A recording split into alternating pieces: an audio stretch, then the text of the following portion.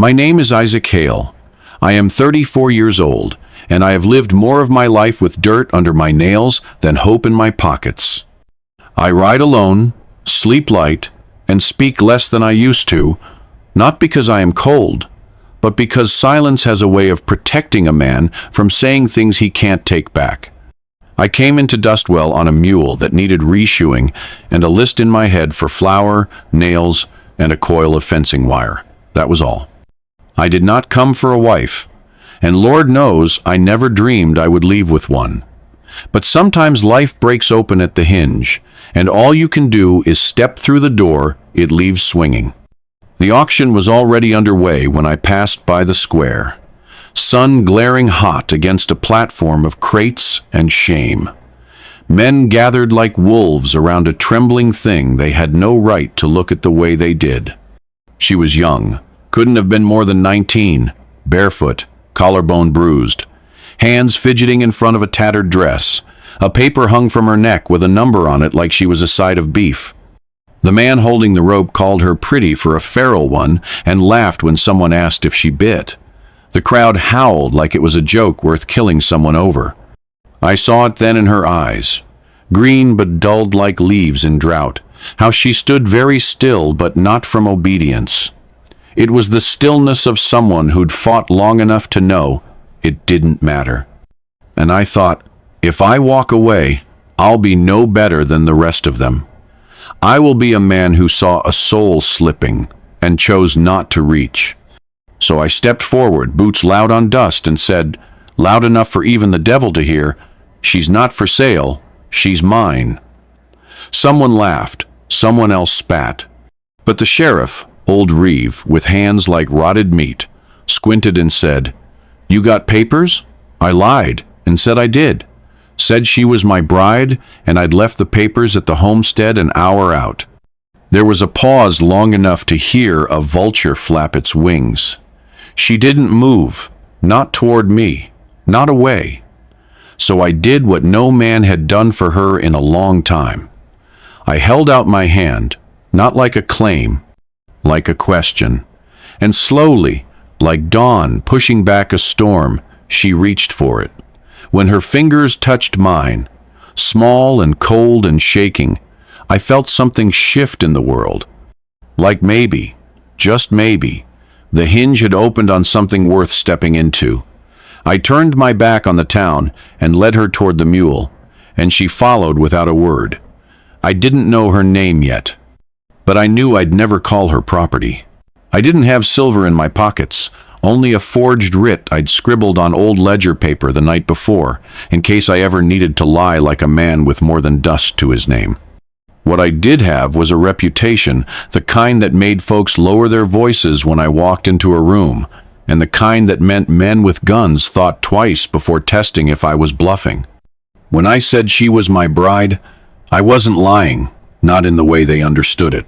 I didn't mean we'd stood before a preacher or signed our names in ink on some county record.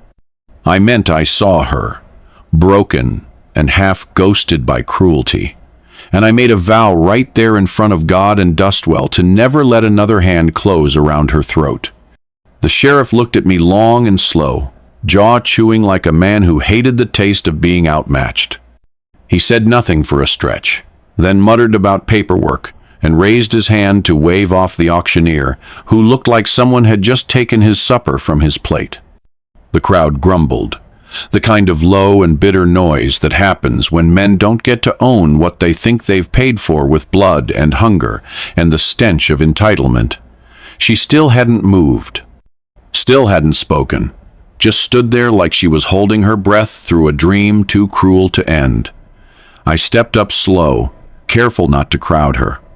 Reached again for her hand, and this time she took it without shaking. Her skin was dry, scraped raw in places, and I could feel the fine tremble in her fingers.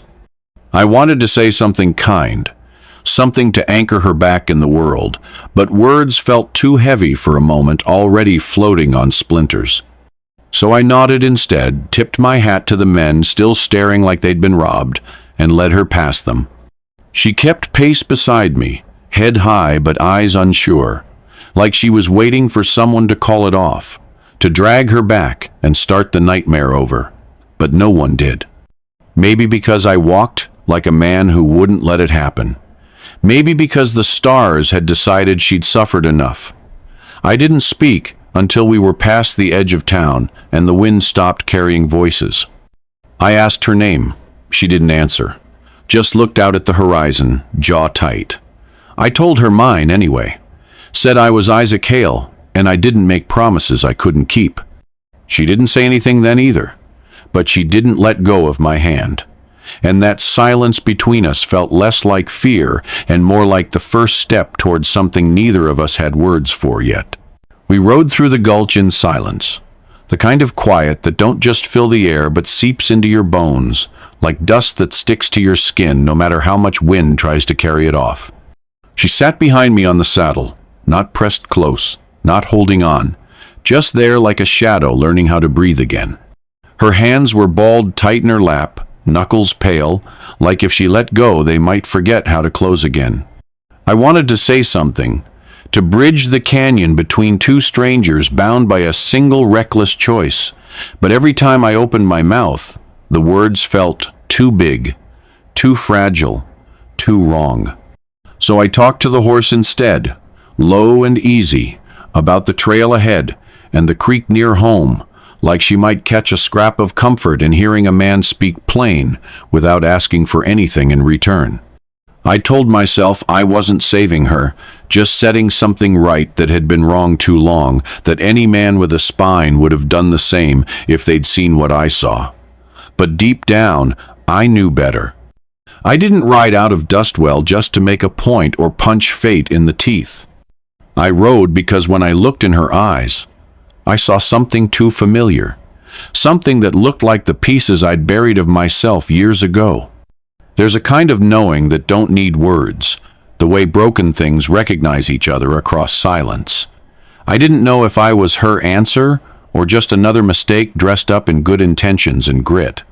But when the sun dropped behind the ridge and the shadows grew long, she shifted in the saddle and said, soft as thread, "What do I call you?" I told her, Isaac. No titles, no claims, just a name, plain as any stone by the river. She nodded once, like maybe that was enough for now. And I didn't ask her to speak more. Didn't ask for her name yet either. Not because I didn't want to know it, but because names are sacred when the world has tried to strip you of everything else. We rode past a tumble of rocks, where the wind always whistles like a cry, and I saw her shoulders lift, slow and careful, like a breath she didn't know she was holding finally got loose. It wasn't a beginning, and it wasn't a rescue. It was two souls riding through the wreckage of other people's choices, bound not by blood or vows, but by words that hadn't been said, and the quiet promise they might still matter. We made camp beneath a wind-twisted cottonwood, its branches like brittle fingers trying to touch the stars but always falling short. The ground was dry and stony, but it didn't matter much to either of us. I laid the fire low and slow, fed it just enough kindling to keep the chill from gnawing too hard at the bones. She didn't say a word, just found a boulder and sat with her knees tucked up, arms wrapped around them like she was trying to hold the pieces of herself together. Her face was turned skyward, watching the stars like they owed her an apology. Like maybe there was one up there that still remembered her name. I didn't press her, didn't offer food or words or pity. I rolled my blanket out near the fire, but left space between us. Enough that she could feel safe, but not abandoned. Enough that she could breathe without thinking I expected something in return. I watched her in the glow of the coals, her jaw set like a trap that had sprung too many times. There was no sleep in her shoulders, no slack, no trust. I didn't sleep either. Not really. Just kept one eye half open and listened to the way the wind ran its fingers through the cottonwood, the way the fire popped like bones settling. She didn't flinch at the sounds. That told me more than any words could have. Whatever she had seen, whatever she had lived through, it had already carved out the fear. What was left was something harder, colder. Not empty, but waiting. There's a kind of quiet that builds between two broken things, not the peace of understanding, but the stillness of not knowing which way the cracks will run next. I didn't ask where she came from, or who had hurt her. She didn't ask who I was before I rode into that auction yard and changed both our lives with a lie I meant to make true. We sat in the hush of shared survival, two strangers drawn into each other's gravity, not by fate or love, but by the simple fact that we were both still breathing when so many weren't. She finally shifted just before dawn, stretched her legs out slow, then leaned back against the rock and let her head rest there. It wasn't sleep, not yet. But it was the first time her body spoke something softer than fear. I didn't say a thing. Just watched the sky pale from black to bruised blue and let the silence stretch between us like a bridge half built. I knew we weren't there yet, not by a long shot. But in that breath between night and morning, I started to believe maybe we could get there. Maybe. The ranch sat where the hills softened into scrub, and the sky stretched wide enough to swallow regret. It wasn't much to look at, just 3 rooms stitched together with weathered planks, a roof that leaked if the rain angled wrong, and a front porch that creaked like it remembered better years. But it was mine, held not by deed or pride, but by the rhythm of chores and the kind of silence a man learns to live with when he's buried more dreams than he's dared to name. I brought her to the gate slow, not speaking much as the mare's hooves kicked up the old dust of roads I had traveled too long alone. When I opened the door to the cabin, I told her plain, no door in this place would ever lock behind her. Not because I expected gratitude, not because I thought myself noble, but because I had known what it was to feel trapped in something you never agreed to. She didn't answer, just stood there, her hand hovering over the worn frame like she was waiting for it to disappear or change its shape. She crossed the threshold like it might bite, her bare feet brushing the warped floorboards with caution, not fear exactly, but that quiet animal sense of someone who's learned not to trust easy. I showed her the stove, the basin, the corner cot, made up with a fresh blanket I had taken from the trunk out back. She nodded once. No questions. No thanks. I didn't expect either. I left her there and took my bedroll out to the porch, settled into the old rocking chair with my rifle leaned against the wall and the wind for company. The night came down slow, wrapped in coyote howls and the distant rustle of dry branches moving like old ghosts. I didn't sleep much. Just watched the moon trace its path across the rafters and listened for the sound of her breath through the open window. She never cried, not once. But somewhere near midnight, I heard the floorboards shift, the soft drag of feet toward the hearth, and the clink of the kettle as she poured herself water. She moved quiet, like she had always been someone's shadow.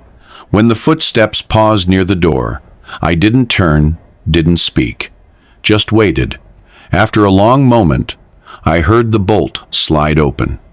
Not out of fear, out of choice.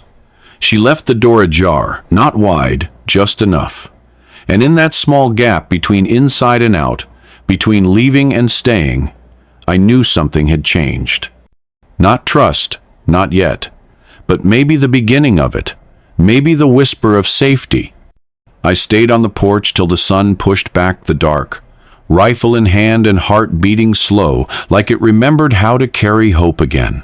The second morning came with the scent of something I hadn't smelled in years, not since my mother's hands were still steady and the world still held warmth. I didn't question. Bread. Not burnt or bitter, but soft and real, the kind that speaks before the tongue does. I stepped into the kitchen and found her standing barefoot on the stone floor, sleeves rolled to her elbows, flour on her cheek like war paint made of comfort. She didn't look at me, didn't flinch, just pulled the loaf from the pan and set it on the windowsill, as if it had always belonged there. I didn't say anything, just tipped my hat and walked back out to the pasture, heart louder than it had any right to be.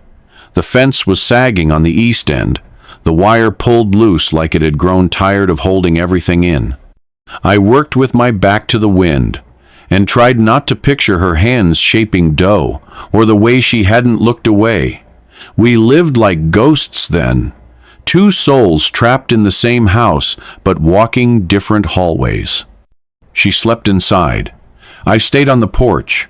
We didn't share meals. Just left plates for each other like offerings on an altar. Neither of us had the courage to kneel before. But something shifted when the coyote came. Took one of the younger goats right through the fence. Didn't leave much but blood and panic. I found her already outside, standing near the broken pen with a shovel in her hand and fire in her eyes. We didn't speak.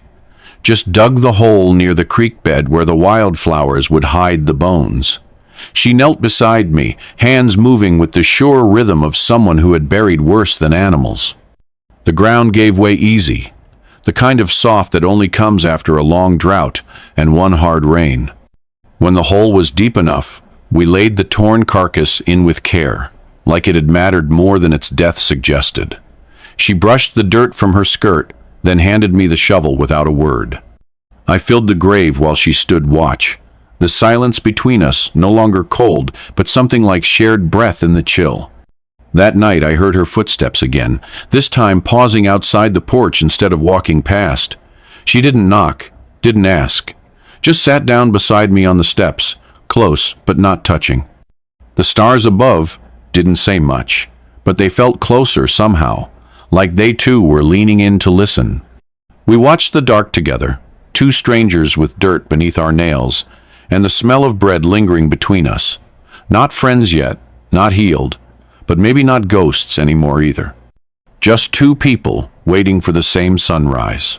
They came just past sundown, reeking of cheap whiskey and worse intentions, riding hard enough to stir up a storm of dust that settled on my porch like a warning. I knew the kind of men they were, before I even saw their faces.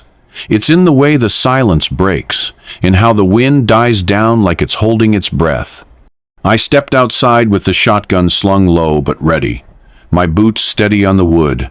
I built myself, and saw them there, three of them, slouched in their saddles like their skin didn't quite fit right.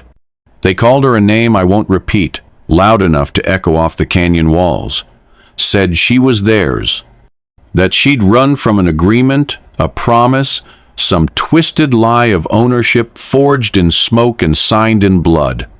I didn't answer them. Just walked down the steps, slow and sure. Felt the heat rise off the barrel as my thumb cocked it back. I don't bluff, and they knew it. One of them spat. Another reached for the butt of his pistol but thought better of it when he saw I hadn't blinked. I said only one thing. She's not going anywhere but where she chooses.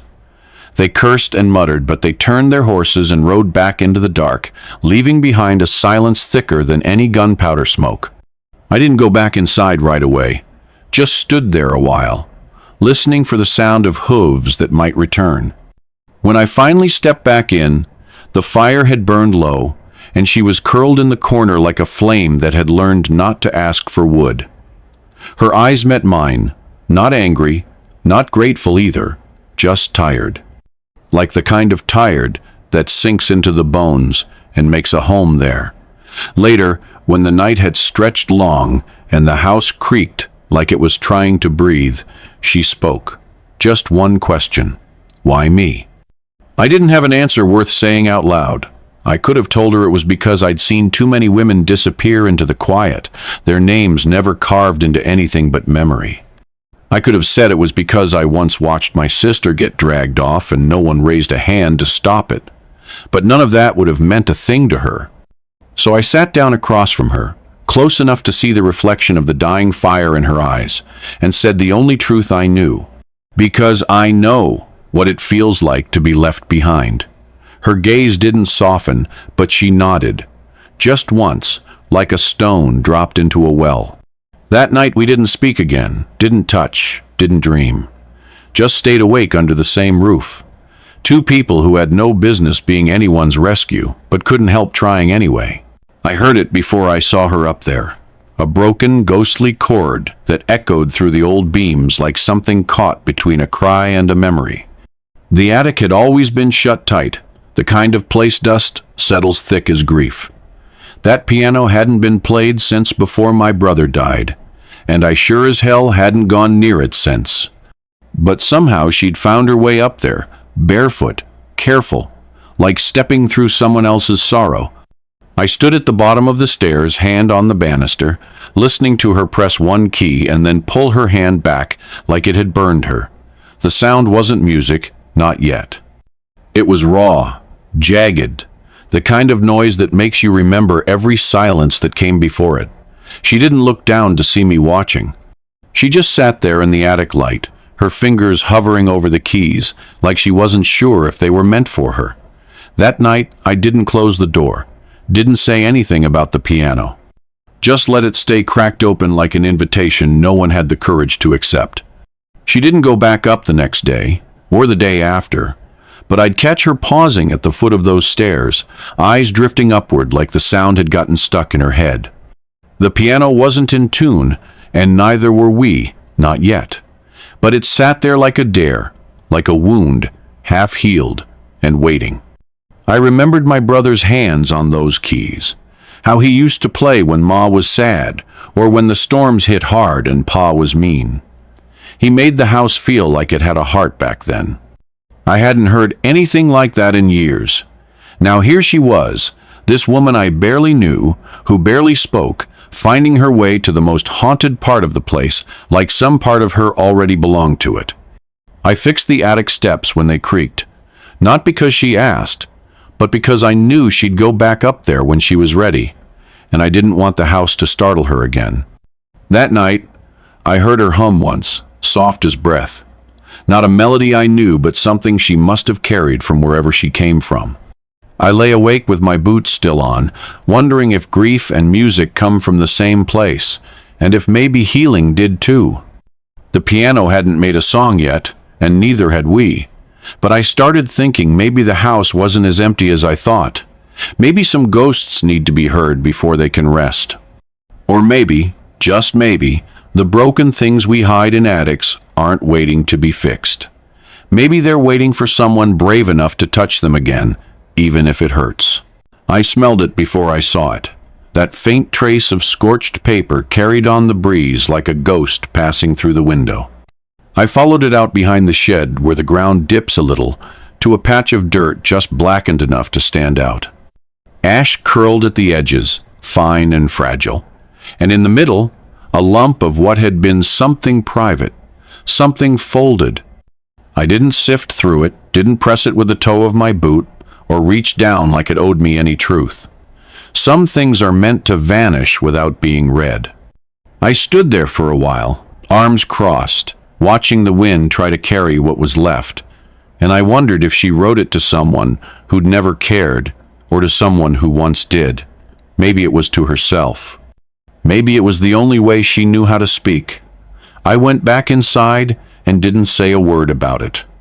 That afternoon, I saddled up the old mare and rode out toward the bluff where wildflowers still bloom even when the land forgets how to be kind. I picked them slow, one at a time, stems bending between my fingers. They weren't much, some yellow, some white, one blue one I almost didn't see. I wrapped them in a clean scrap of cotton and rode back like I had something sacred tucked in my hand. She was by the well, rolling the last of the clean laundry and pinning it tight. I didn't say anything when I handed her the flowers, just held them out and waited. She didn't smile, not really, but she took them. That alone felt like the sky shifted. I saw her fingertips brush the blue one longer than the rest, and I wondered if it reminded her of something, or someone, or some place she thought she'd forgotten. She didn't thank me, didn't need to. She turned back to her work, the wind catching her dress just enough to make it whisper against her legs. I watched her for a minute longer than I should have, then went to finish fixing the broken latch on the chicken coop. That night, I found those same flowers in a jar on the windowsill, sitting in a ring of sunlight like they belonged there. I never brought up the ashes, never asked what they'd meant or who they'd been for. Some things don't need to be spoken out loud. Some things, like flowers or silence, carry more than words ever could. I reckon there are letters we never send and ones we never read, But the act of writing them down, of setting them to fire or letting them rot in drawers, that's the real confession. Hers was burned. Mine was blooming in a jar by her hand. And between the two, something tender took root. The wood gave under the blades slower than I remembered, each letter digging deep into the grain like it had to earn its place. I worked steady, careful, not wanting to splinter it or leave it crooked. Her name wasn't long, but I traced every stroke with purpose, like it meant something more than just letters lined up in a row. When I was done, I stepped back and let the knife dangle in my hand for a second before turning toward her. She was standing in the doorway, half in the light, half out, watching me like she didn't know if this was for her or some ghost I was trying to bury. I didn't say a word, just held the handle out. She walked over slow, boots soft on the porch, and took it from me with both hands. Didn't carve anything, not yet. Just ran her fingers across what I'd already done. Her name next to mine. Same size, same height, same depth, no space between. I thought maybe she'd cry or ask what it meant, but she didn't. She touched the groove of the E, like it whispered something to her, and nodded once, small and quiet. The sun dipped behind the hills, casting long shadows across the yard, and the crickets started up like they always did this time of day. I sat in the old rocker, the one my father built with his own calloused hands, and after a moment, she lowered herself into the one beside it. Her dress brushed my boot, and her shoulder rested near enough. I could feel the warmth of her without moving an inch. We didn't speak. Just rocked back and forth in time, with the creak of old wood and the hush of evening wind curling through the grass. There was a stillness to it, not the kind that comes from silence, but the kind that says something has settled. She leaned a little closer as the stars came out, and I didn't shift away. Didn't want to. That name carved into the porch wasn't a promise or a claim. It was a mark of presence, of survival. A way to say, we were here, we mattered, we chose to stay. She ran her thumb along the edge of her name one more time before setting the knife on the step and folding her hands in her lap. No questions, no speeches. Just being beside one another in a world that had tried its best to break us both. Later that night, when I looked out the window, I saw her sleeping in the chair, head tilted toward the beam like it offered shelter. I left her there. Some dreams are better under the stars, with your name etched in something that won't forget you come morning. The storm didn't ask permission. It came down from the hills, like a curse, dragging sheets of rain thick as tar and wind sharp enough to lift the porch shingles clean off the roof. I was out there at first light, soaked through and swearing, boots slapping through mud as I chased after the goats that had broken loose. She was already outside, dress clinging to her knees, sleeves rolled up, her hair braided back tight, like she'd been expecting this kind of chaos her whole life. We didn't speak. We didn't need to. Some days are too full for talk. We hauled the fence upright together, jammed posts into the wet earth with our shoulders and hands, breath coming hard and fast like we were digging a grave just to keep from falling into it. The rain didn't let up, not even a little, and when she slipped, her foot catching on a stone buried beneath the muck, she went down fast, hard. I was there before she hit bottom, my arms wrapping around her without thinking, like instinct had already made a place for her in the crook of my elbow. She didn't flinch, didn't speak, just leaned into the hold for one long second before she stood again, wiped her face, and kept moving. We finished the work by dusk, both of us soaked, splattered, worn down to the bone but standing. The cabin was darker than usual with the fire stuttering low, and for a while, all we did was sit. Our backs to the wall, shoulders not quite touching, but close enough I could hear the rhythm of her breathing match mine. She didn't light a lamp, neither did I. There was something in the darkness that felt honest, like if we turned on too much light, we might see the truth of ourselves reflected back and not know what to do with it. She rubbed her knees like they ached and watched the flames with eyes that didn't blink much. I handed her a tin cup of broth. She took it, sipped slow, said nothing, but she didn't move away. Didn't ask for space. Didn't wrap herself in silence like armor. The wind howled against the windows, and somewhere outside, a branch cracked and fell, and she looked toward the sound, but didn't startle. That night, when I finally lay down on the floor beside the hearth, I felt her sit close by, close enough that I could feel the warmth of her through the quilt she pulled over both our legs. Still no words. But there are things louder than language. The way she didn't thank me. The way she didn't have to.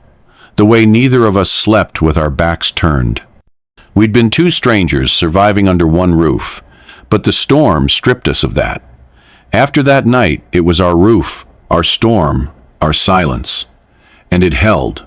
The sky was gray that morning, the kind of gray that sinks into your bones and makes you feel like the world's holding its breath. I saddled the mule and packed a basket without telling her why. She didn't ask.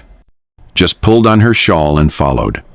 The trail up to the hill was narrow and overgrown, and I cut back the brush with a dull knife while she stepped quiet behind me, like she knew this was a place where noise didn't belong. The grave was nothing fancy. Just a flat stone I carved myself, and a tree stump I couldn't bring myself to dig out. My brother Thomas was buried there under red soil and bad choices. He died trying to help a woman who didn't get helped in the end. Not really. He stepped in, same as I did with her, but the difference was I'd lived with the memory and he hadn't. I stood there and let the silence stretch long before I spoke. Told her how Thomas had been the better man, how he gave his life for someone else's dignity, how I'd watched it happen and stayed silent afterward, afraid and angry, and how that silence chewed on me for years like a wolf on bone. I told her I wasn't trying to save her when I stepped onto that auction block. I was trying to save what was left of me. I looked her straight in the eyes and said the words I hadn't known I was carrying until that moment. "You're not a rescue. You're the reason I stopped being a ghost." She didn't flinch, didn't cry. She just listened, hands folded in front of her, the wind lifting strands of hair off her cheeks like it wanted to see her face fully. We stood there a long while. I didn't expect her to say anything. I didn't need her to. But when we turned to leave, she reached out without hesitation and took my hand like it belonged to her. Not like she was being polite. Not like she was thanking me. Just like she was choosing me. The trail back felt shorter, like the weight in my chest had shifted from something jagged to something solid. She didn't let go, not once. That hand in mine was steadier than any vow. When we got back to the cabin, I watched her walk through the door first, and something about it felt final in the best way. I'd buried my brother's story in that dirt years ago, but today I'd told it, and the telling made room for something new. Maybe you never stop carrying your ghosts, but you can give them a place to rest.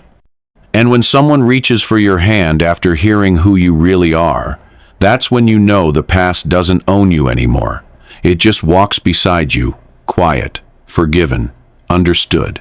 The question came quiet, just after the lamp was turned down low, and the wind had settled outside like a dog curling at the foot of a cabin. She was standing by the window in her nightdress, arms folded like she was holding herself together from the inside out. And I was sitting at the edge of my bed, boots off, hands braced on my knees. The floor creaked when she shifted, but her voice didn't waver.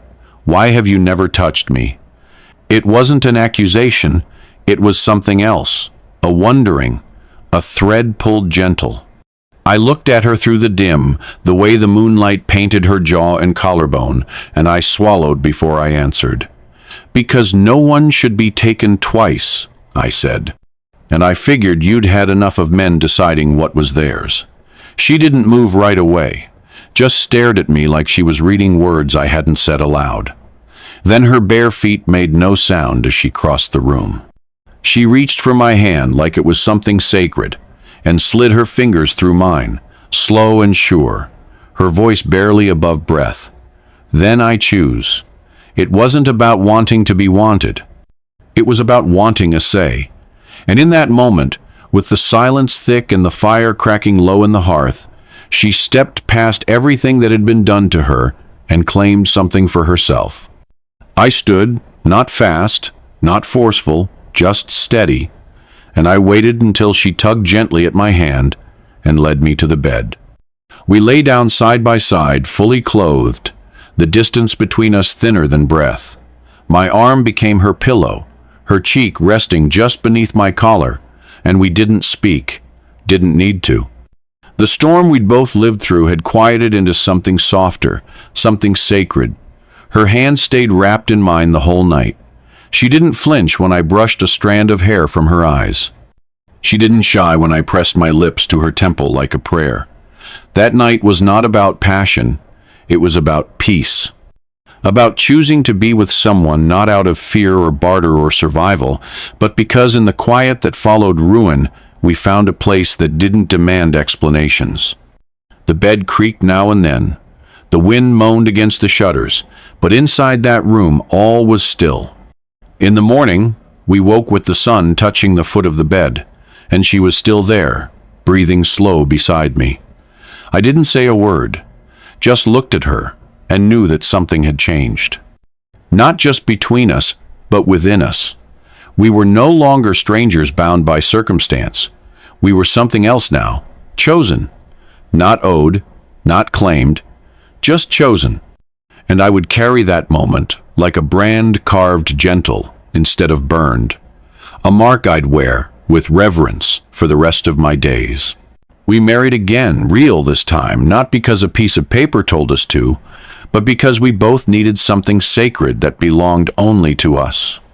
Spring had crept in quiet, and the apricot tree behind the cabin bloomed early, its blossoms pale pink and stubborn against the last bite of cold. She had planted that tree with her bare hands, the autumn after the flood, fingers in the dirt like she was writing something permanent into the land. It stood tall now, branches stretched out like they were blessing the earth.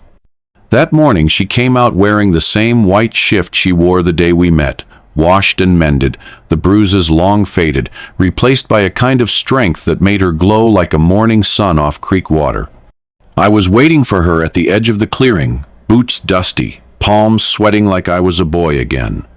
There was no preacher, no piano, no neighbors with casseroles or rice in their hands. Just her and me, 2 mesquite rings I'd carved myself, and the wind teasing the hem of her dress.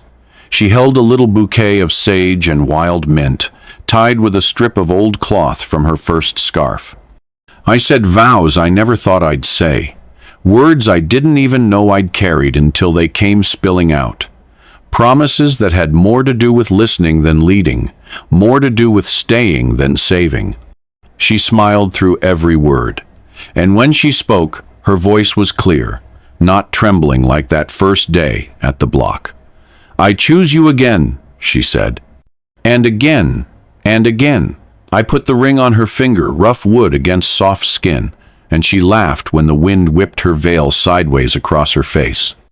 Not a small laugh either, but a full one, the kind that starts in the belly and shakes the leaves loose. I laughed too, because hearing her laugh was like hearing the land wake up after a long freeze. We kissed under those apricot blossoms with no one watching but the sky, the tree, and maybe whatever ghosts still lingered in the canyon. It wasn't grand, it wasn't loud, but it was ours. That night, she danced barefoot in the grass while I strummed my brother's old guitar. The strings were a little warped, the tune imperfect, but she danced anyway, arms stretched wide, head tilted back like she was daring the stars to try and take this from her. I sat back and watched, memorizing every movement, every glint of light on her skin, every shadow that no longer scared her. She wasn't someone I'd rescued. She was someone I'd waited my whole damn life to meet. And now she was mine, not by force, not by fate, by choice, by fire, by everything we had survived and everything we had built with our own hands. Years later I still wake with the sun, boots already beside the bed, the smell of sourdough rising and wood smoke curling through the cracks in the cabin wall. I sit on the porch with my coffee, rough hand wrapped around the cup like it's holding more than just heat. The world is quieter now, not because the land changed, but because peace settled in like a cat that knows it belongs. I watch her move through the yard, same walk, same grace, only now her hair is streaked with silver and her laugh lines fold deeper when the kids do something foolish. Our boy chases a rooster like it owes him something. Our girl trails behind with a flower crown she insists belongs to the dog. The porch beam still holds her name, carved right beside mine. I run my fingers over it every morning, same as I might touch a cross or a worn photograph. Not for luck, but for grounding. That carving saw us through lean winters, flooded fields, fevers that nearly stole breath from lungs, and spring mornings that felt like hymns. Folks still come by sometimes, asking what made me do it. What kind of man rides into town with nothing but a forged writ and leaves with a wife he never met? I don't give them the kind of answer they expect. I just say she looked like someone the world had given up on, and I was bone-tired of watching women get forgotten like old boots left by the door. What I saw wasn't pity. It wasn't heroism either. It was recognition, like finding a page torn from your own story and seeing your name written in the margin. She was fire buried under ash. I just cleared the wind. Now she walks this land like it remembers her. Every tree she planted, every room she painted, every scar she turned into a story for the kids who ask why the piano's missing 2 keys. She built this place with quiet, steady hands, made it into something soft but strong, the kind of home that bends but doesn't break. And I love her more now than I did under that apricot tree with the wind in her veil. Not because she stayed, but because she chose me again each day, even when it was hard, even when I failed. This home knows her name the way the land knows rain.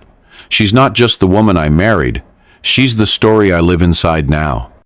And I reckon when I'm gone, when my boots are empty and the coffee cup cool, someone will sit on this porch, trace that beam, and know what kind of woman she was. Not a rescue, not a prize, but the reason the world softened enough for things to grow again.